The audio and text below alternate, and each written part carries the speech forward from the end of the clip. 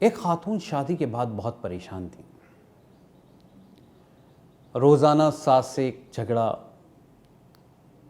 और इस परेशानी के सबब एक दिन वो अपने वालिद के दोस्त जो हकीम थे उनके पास गईं और कहने लगीं, चचा जान, मैं अपनी सास से बहुत परेशान हूँ, बराए करम आप कोई ऐसा जहर दे दें कि मैं अपनी सास को दे दूँ और सास मेरी मर जाएं।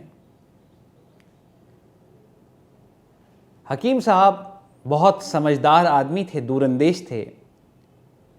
उन्होंने कहा, भतीजी मैं तुम्हें जहर तो दे दूं, और इस बात को सब जानते हैं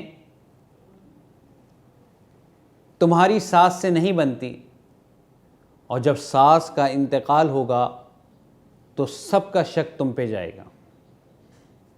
उस खातून ने कहा, फिर चचा जान बताइए कि इसका हल क्या है।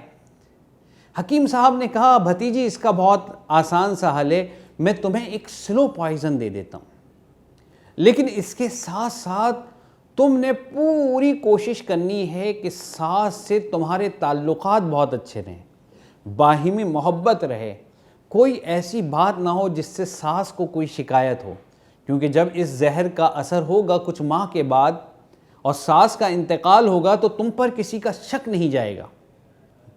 उस औरत ने कहा, हाँ ये बात तो चचा जान आपने बहुत अच्छी बताई, और एक माजून हकीम साहब ने उस औरत को दे दिया। वो घर वापस आई और अपनी सास के साथ बहुत अच्छे तरीके से रहने लगी। चंद दिनों में जब सास ने महसूस किया कि बहू का रवैया बहुत अच्छा हो गया है, तो उसने भी अपना रवैया दुरुस्त कर लिया और बड़ी मोहब्बत से अपनी बहू के साथ पेश आने लगी, अपनी बहू का ख्याल रखने लगी।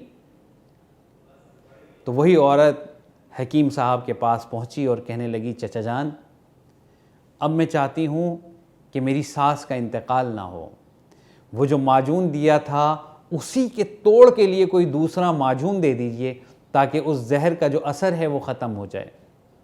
तो हकीम साहब ने कहा, बेटा उस माजून में तो सिवाय ताकत की दवा के कुछ भी नहीं था, जहर जो था वो तो ज़बानों में था, जिसकी वजह से तुम्हारे और उनके दरमियान नफ़रत थी।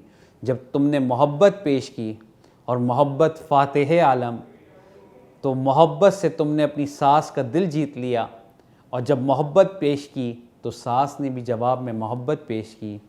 लिहाजा तुम्हें आज एहसास हो गया होगा कि मोहब्बत जो है वो फ़ातिह आलम है। मोहब्बत से दिलों को जीता जा सकता है और मोहब्बत से अपने घर में सुख कायम किया जा सकता है।